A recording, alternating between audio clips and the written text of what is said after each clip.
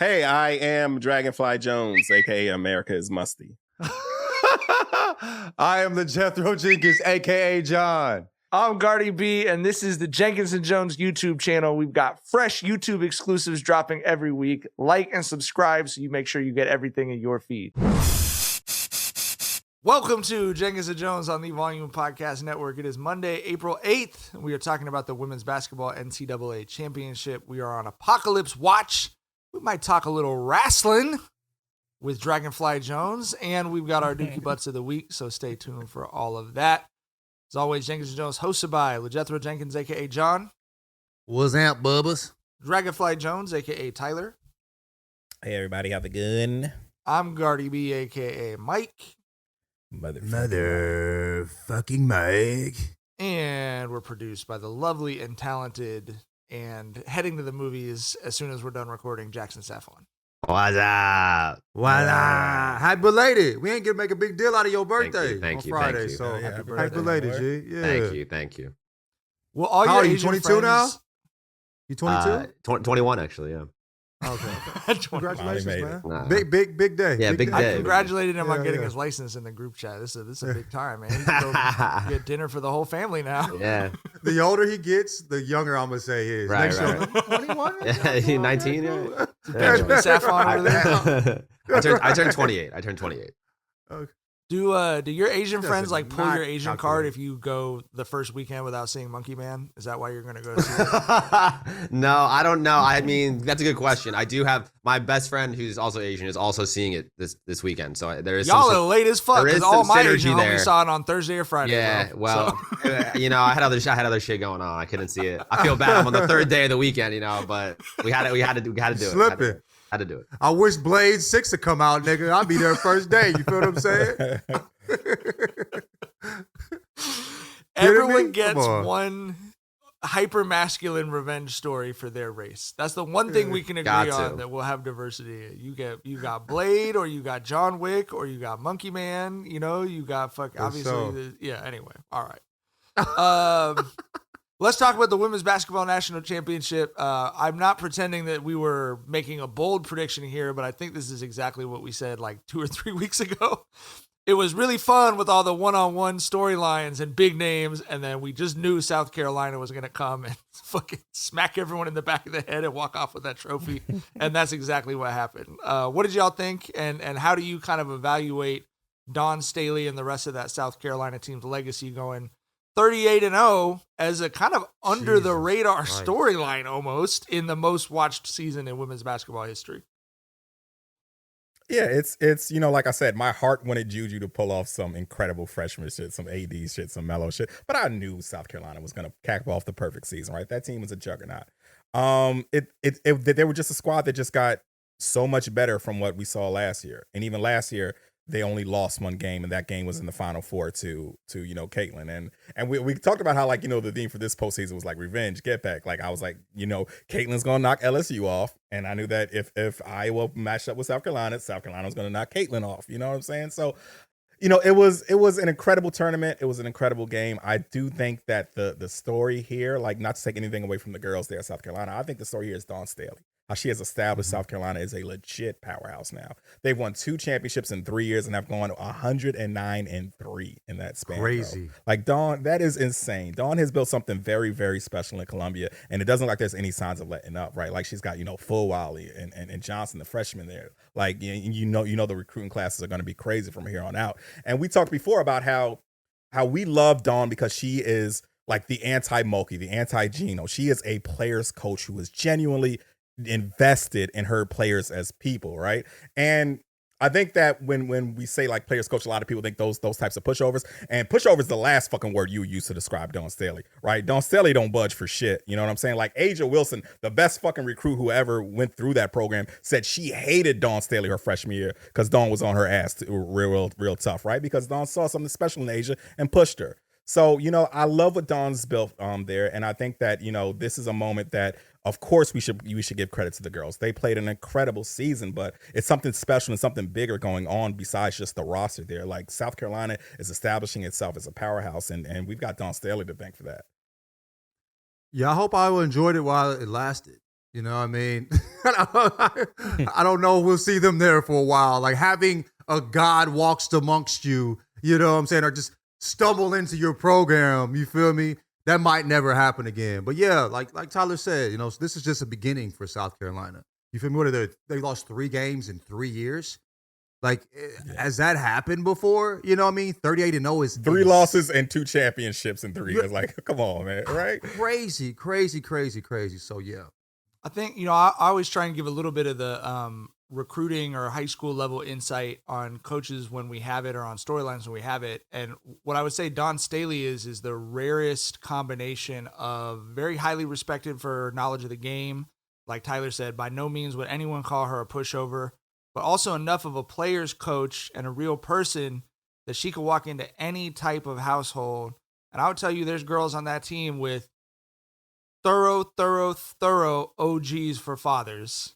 And I know of one of them, she walks into that household, she makes eye contact with that dad and says, I'm not going to hand your daughter anything, but she'll be taken care of and she can come work for it in South Carolina. And when you can make that pitch to any type of person, that is in college sports, that's the skeleton key. She could coach any type of kid. She's got the best athletes, you know, in the country. I don't know how many girls other than Caitlin Clark from Iowa would get a lot of run at South Carolina. But I know a lot of girls at South Carolina who'd be getting run at Iowa. And so, yeah, there's nothing you can do but tip your cap. And you mentioned, John, you know, hope Iowa enjoyed it while they lasted. Logan Swain, the head man at the Volume. Condolences, my boy. You know what I'm saying? He's wearing it, bro. Logan is wearing it. The football team sure. ain't going to save him, too. The football team every year proves it to be fraudulent. You know what I mean? So this was the chance. Scoring 9-6 games there. Right. And they ran into, you know what I'm saying, South Carolina, bro. Yeah. Hate to see it, but love to see it. You know what I mean? Yeah. It's a real tough day for all the Iowanoians, Iowanians. It's ayahuascas. The ayahuascas. Seriously, ayahuascas? That's what they call themselves? No. It's Iowanians. I think that's got a little Ionians flow to it. Iowanians. No. Okay, Ionians. The deep Ionian Sea. Ohioans. Oh, that's those Ohio. are people from Ohio, John. Yeah. Ohio, yeah. You just gave them a whole other state, like nigga, fuck. Oh shit. Jackson, please clip that.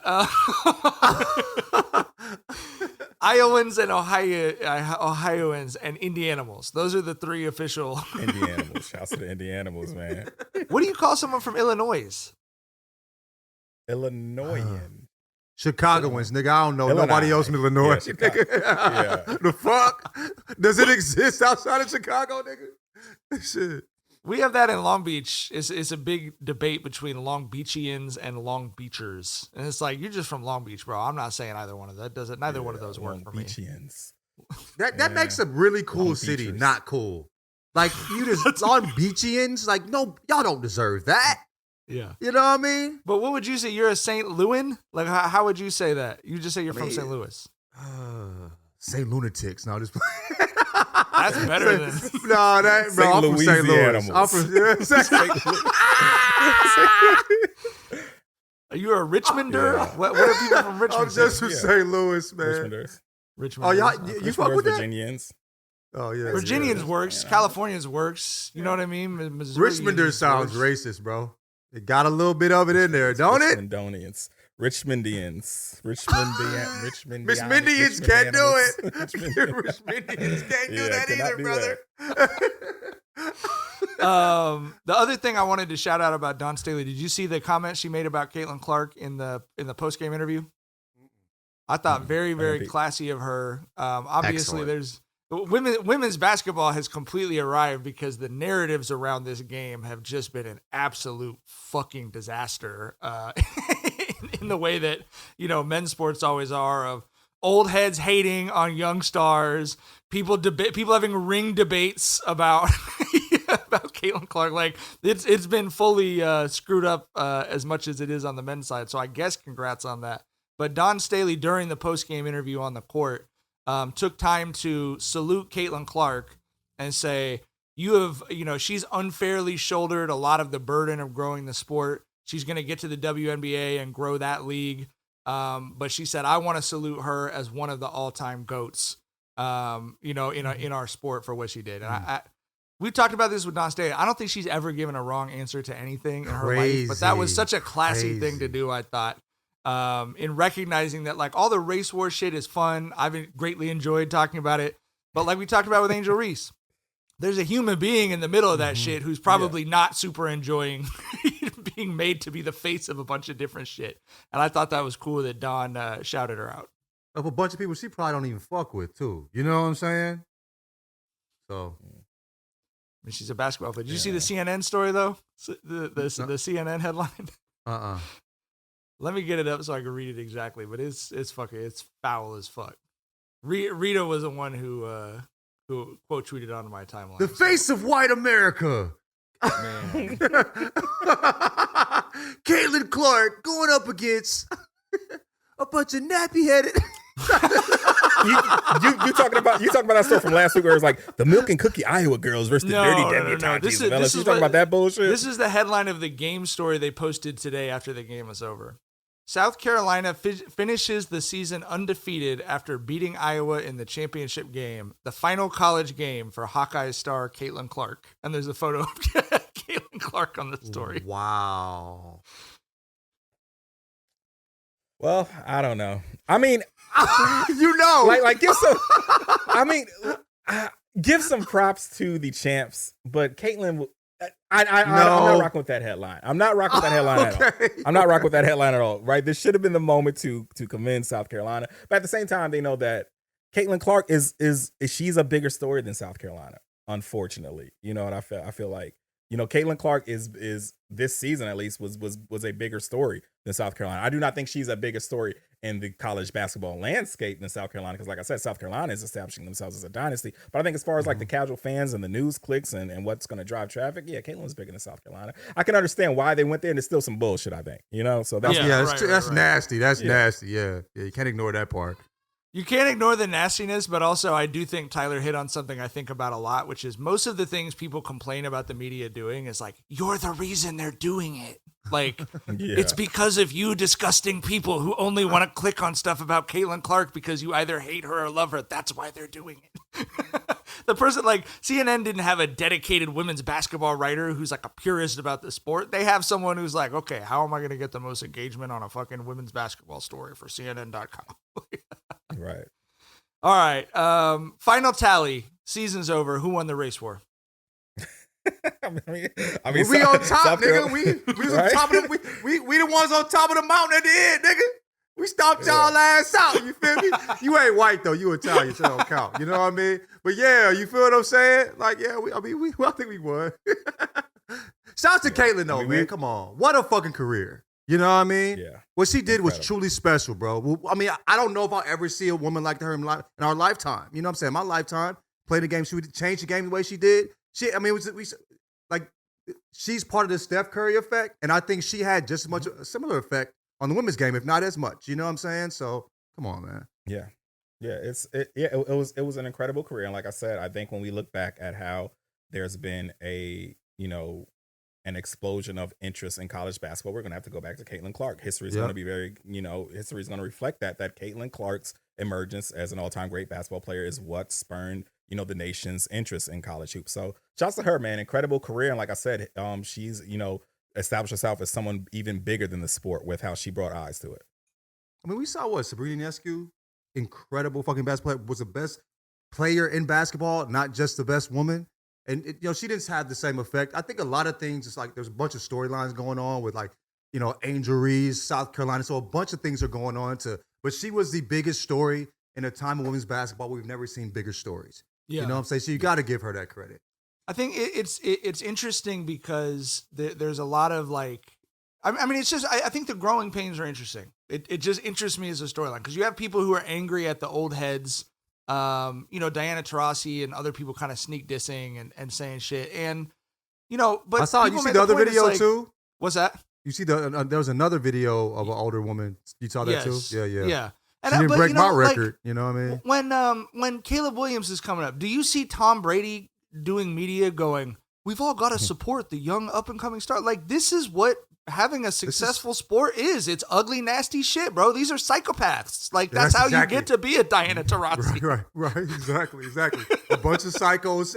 No psycho's gonna be happy about their record getting broken. Yeah. Right. You know what I'm saying? I don't know, bro. When I was in there, I probably would have cooked their ass. And the white mamba, she might have.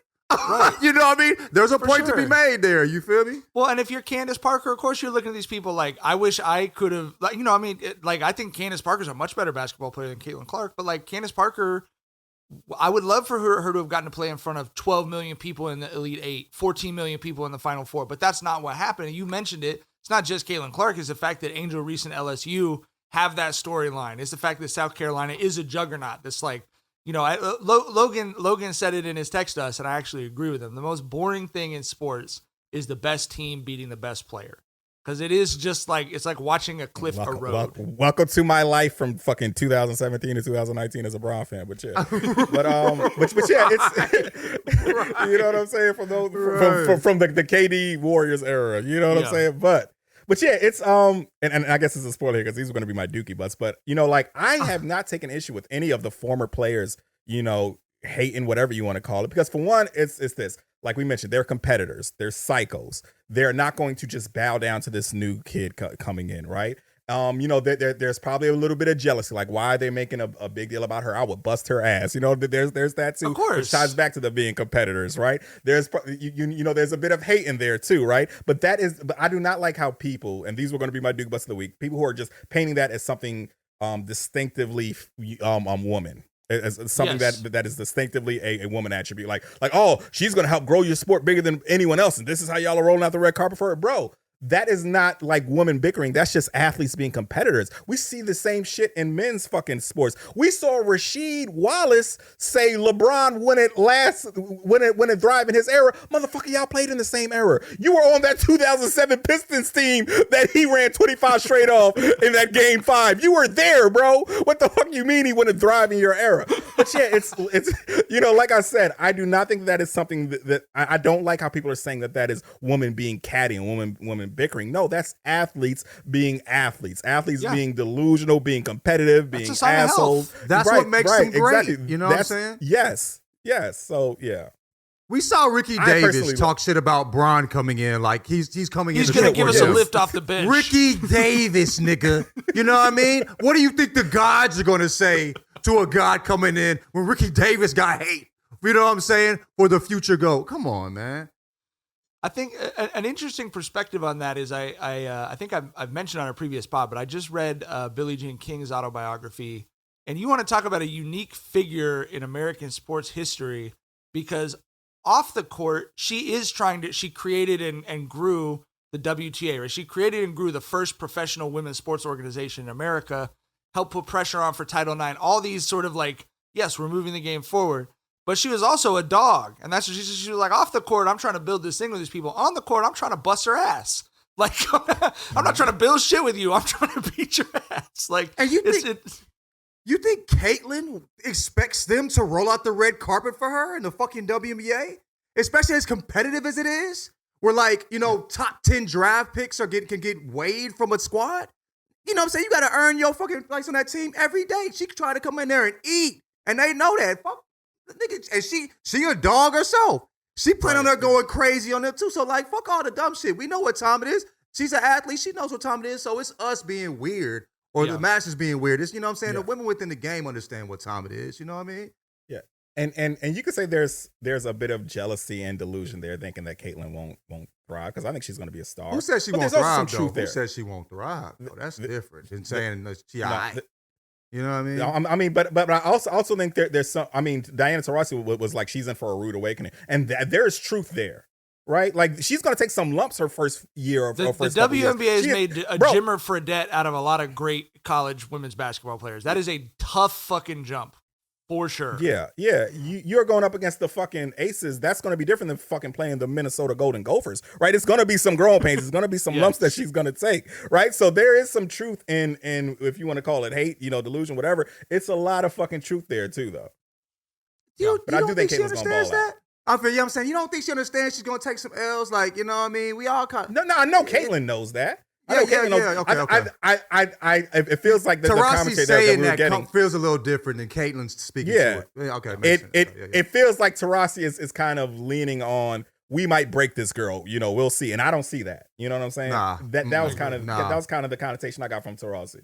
Yeah. And even with the pressure she had this year and still balling out the way she did, you know what I mean? Just from people, I know there was a lot of people that were showing love, but she's a woman in sports. Nigga, she was getting a lot of hate too. Fuck you mean? You know what I'm saying? So the way she handled that shit, come on, bro. That's a lot of stress on a young lady. And she handled that shit. You feel? I don't know if we've seen a woman that had more pressure in the college game before, by the masses. So yeah, man, I think she gonna be Gucci. We've all had a difficult time buying tickets. Lakers games are expensive, but I try and find games to take my son Vinny to. It's hard to find good deals, especially at the last minute.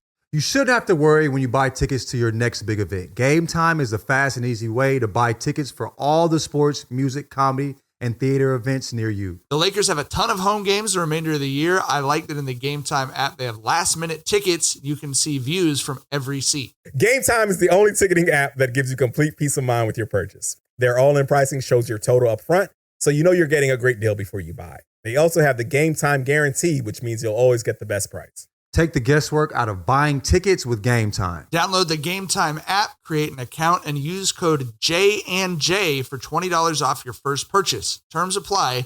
Again, create an account and redeem code JANDJ for $20 off. Download Gametime today.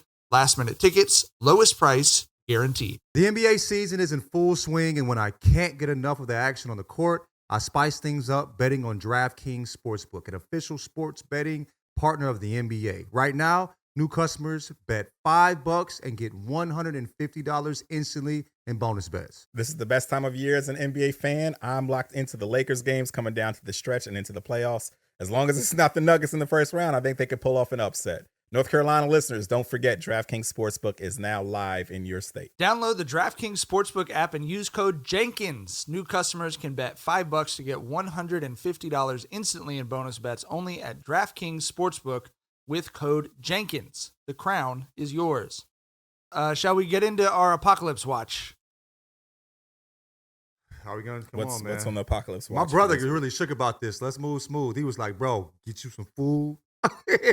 Stock up on water, bro. He hit me up, text me. All right, Dead serious about it. So let's start with the East Coast earthquake. Tyler, did you feel the New York earthquake all the way down? And they said it could. They said earthquakes on the East Coast can be felt like 8 times as far as earthquakes on the West Coast, which surprised the hell out of me. But what's the reason? I mean, because California is fucking Florida to because California is like Florida to Virginia, pretty much. You know what I'm saying? Yeah. The whole West Coast is one fucking state. But it's also the mountain ranges. We've got like a couple of thick walls. You know what I mean? Whereas the elevation's higher and blah blah blah blah blah blah. I don't know. Other less interesting things. But there was an earthquake in New York, and New York's prepared to handle a lot of shit, but not earthquakes, as it turned out. That densely packed ass city, the last thing they need is a fucking earthquake there, bro. Did you see the lady who was doing a get ready with me? Oh my! What did she say? Tell Tyler. She was like, "Was that an earthquake or was that just me? You talking about her?" Bro, shouts to her, dog. Yeah, she sees her moment. She sees her moment. She leaned right in. I love that. The internet is saying she threw on a fit like when Scooby-Doo goes undercover, but she got her shit off with that one. Yeah, the fit was weak. The fit was weak. The joke was great though. The energy was perfect. The fit, weak though. That shit was. She did look like Velma trying to investigate the hotel owner, bro. She did. She stepped away and I was like, ooh. But then the joke hit me and I almost forgot. You know what I mean? I was like, that ain't quite the fit. But yeah. All right, so we're not too worried about the earthquake. Apocalypse Watch number 3. This episode is coming out on Monday. There is going to be a lunar eclipse in the United States of America. And I know John's brother is not the only person who's very concerned about it. I have friends too. It's like just checking up on you, making sure the lines of communication are open. I don't know, bro. We have to advance further than this, right? Are y'all getting the eclipse on the West Coast? I thought it was just some East Coast shit. Not really. Okay. I think a lot of people don't know what an eclipse is, Tyler. That's what I think. Dog, nigga, me and wifey, we making a moment out of this. Wifey done got the goddamn eclipse glasses and shit. Like we stepping out, we taking a break right there when that shit happens. You know what I'm saying? We gonna goddamn hold hands and kiss during the eclipse and shit. We gonna have a moment with this motherfucker. That's just gonna be so wild. It's gonna be like 2:30 in the afternoon and it's gonna be pitch black dark, bro. That's just gonna be crazy. It's the type of shit that's why you can understand how several hundred years ago people believed the things that they did.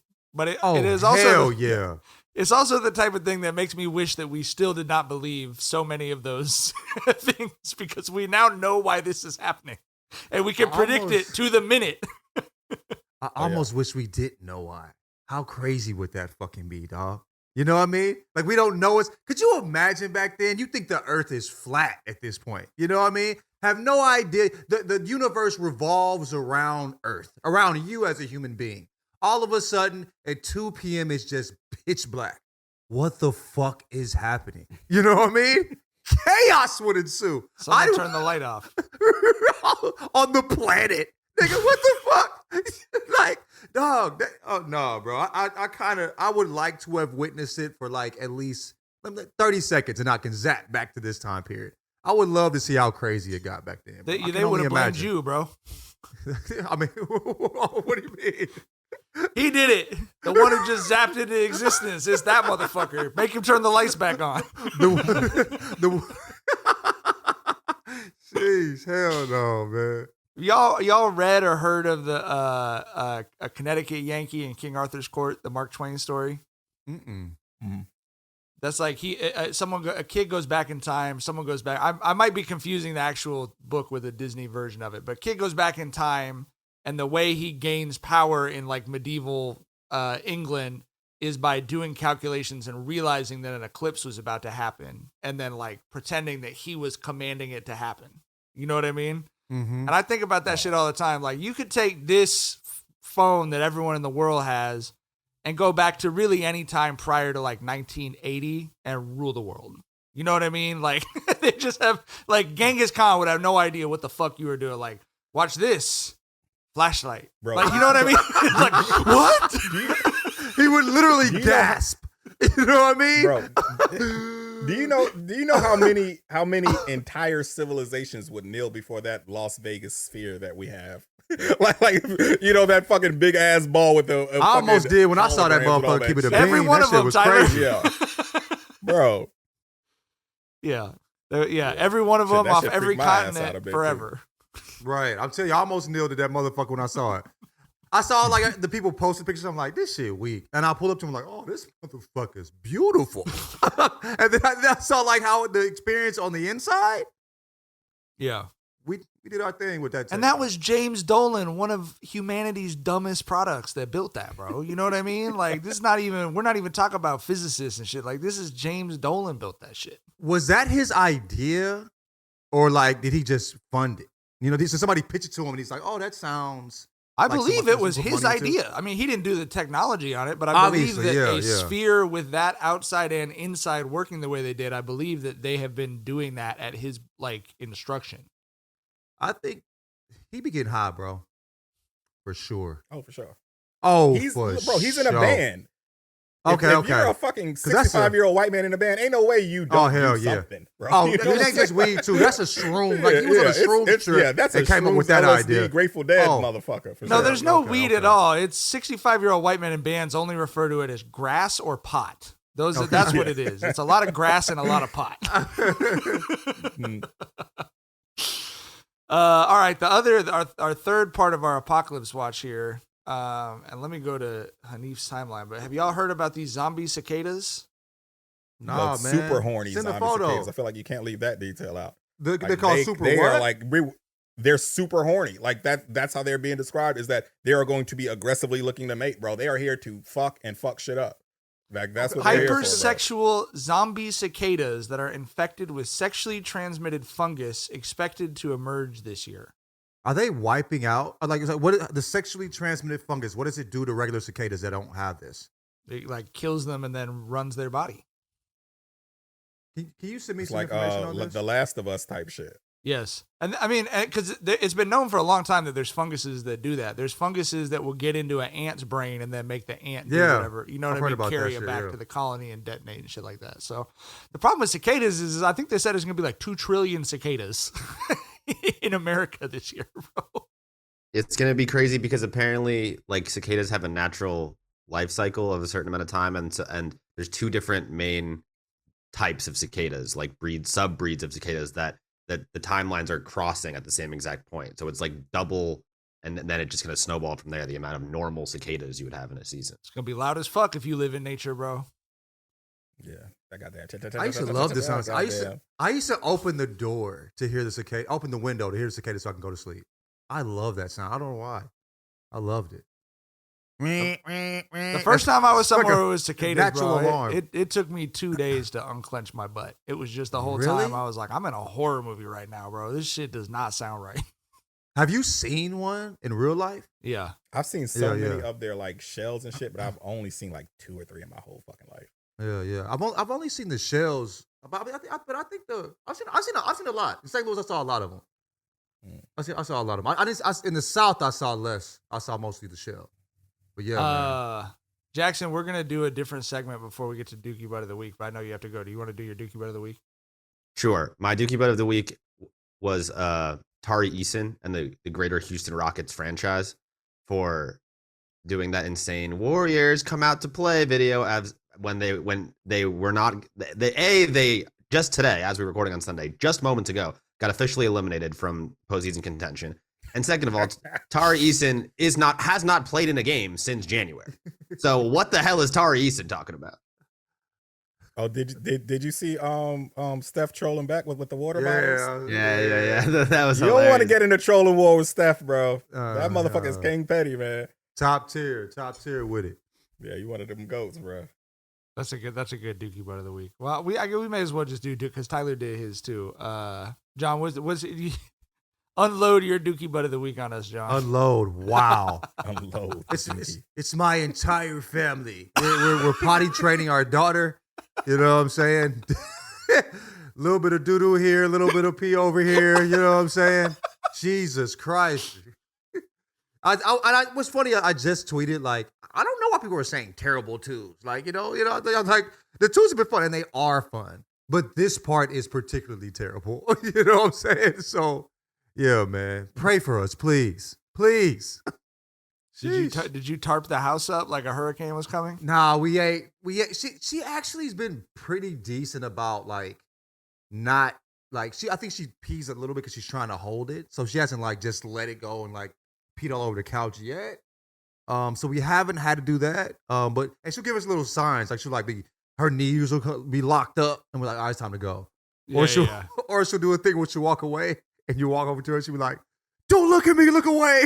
Have you ever seen a kid do that before? We're like, dude, kids, when they start getting more self-conscious, knowing like, you know, hey, I don't want to take a shit in front of somebody. Like, even when I put her on the potty, I'll look over at her. And bro, like, you can, she's pushing so hard, you can see like her starting to blush a little bit. Like you can see the red undertones coming out of her skin. And she'll look like her eyes will be bulging. Don't look at me. And sometimes I'll just peek just so she'll say that. Because that shit's so crazy. But yes, they have this stage when they get more and more conscious about them, you know, what they're doing. And yeah, she'll just do that. But that's the only funny part about it. Other than that, it's fucking crazy. But it's just like a week. It won't take long. She'll be fine, man. All right. We were just talking about people being superstitious and shit. My Dookie Butt of the Week is me for not believing in miracles because listen to this story. I got on CNN when I was going to make fun of their women's basketball headline.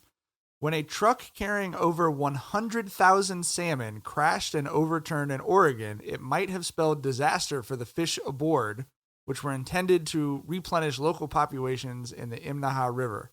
But in a miraculous twist of fortune, over 70,000 of the fish landed in a nearby creek and are expected to survive. Oh my dog. This How dude was many driving fish were in it? 100,000 fish, and the truck turned over and happened to dump 70,000 of the fish into a creek. Is he okay? Does anybody Minor care injuries about for the truck driver. Okay, good. But if you don't believe in the power of prayer, and if you don't believe that 100,000 salmon pray, only 30,000 died. On life, bro. Only 30,000 of them didn't make it. Jeez, a lot of dead salmon. incredible. Anyway, that's mine. Tyler, did you did yours already, huh? Yeah. Y'all want to talk about wrestling for a second before we go? Hell, I mean, yeah, I'm interested to see what y'all got to say because Tyler sent those baddies in the group chat. I Hope have it nothing to involves say. I them. just also, Tyler's informed us that we've been missing out on stuff I didn't know we were missing out on by not being wrestling fans. I mean, WrestleMania is happening this week in Philadelphia.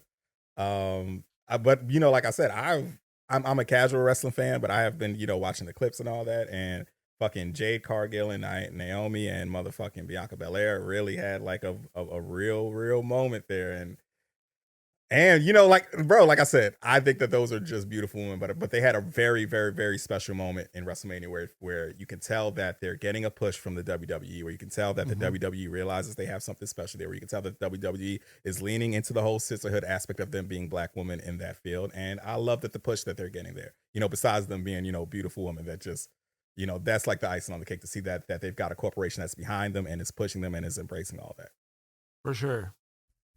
But like I said in the group chat, I may have to start watching wrestling for the articles, bro. It's like, Hey, I'm not going to watch, but make sure to inform me in the group chat of the happenings ever so often. That would be appreciated. yeah. And the girls can wrestle too. I don't want to just reduce them to just being beautiful, right? The girls can wrestle. Like Bianca Belair, like I love her fucking ponytail slap when she hits motherfuckers. Jade Cargill's finisher is so fucking crazy. Like I sent y'all the clip of that shit. Like the girls can go too, man. So yeah, like I said, I'm just really excited to see, you know, how things play out for them. And like I said, it's beautiful that the WWE is behind them and embracing them, because the WWE has a very, very storied history of not backing their black talent, right? And for them to back black women like the way they're doing is a pretty big deal. for sure. Can you even make it to the WWE without being like a dog? Like, I don't even know if you make it to that space. I mean, it's so competitive. So many people want to have that spot. So you can't be trash and not, you know what I mean, and be a wrestler. I couldn't imagine, right?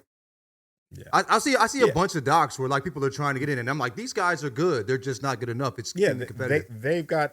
They've got like basically kind of a whole like G League type thing with WWE Next, which is kind of like the farm league where wrestlers go and kind of, you know, build themselves up to get to the big league. And and Next is kind of taking on like an identity of its own, where it's like, yeah, this is supposed to be the springboard, but you know, there's people are locking in, establish themselves as exactly. You got wrestlers there locking in and kind of making that their brand too. So yeah, I like I said, I'm a casual wrestling fan, but I love the way that the WWE is going. The future's bright for sure.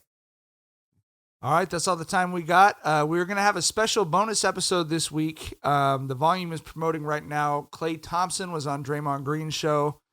We happen to know the producer of the Draymond Green show, so we got a little bit of an early look. Yeah. So if you want a YouTube exclusive, youtube.com/@JenkinsandJones, on Monday after that pod goes up, you can find our reaction to it on the YouTube channel, and then that'll come out a day or two after that in the podcast feed. But check it out on YouTube. Subscribe, youtube.com/@JenkinsandJones if you haven't already. And then we'll have our next regular episode will be out on Thursday as scheduled. And then that's our last episode before the playoffs start. And it's about to get real. It's about to get real NBA playoff crazy in the Jenkins and Jones headquarters. So we're excited for that. We'll talk more about that next week. Hope everyone gets their week off to a good start. We'll see y'all soon. Bye. Bye.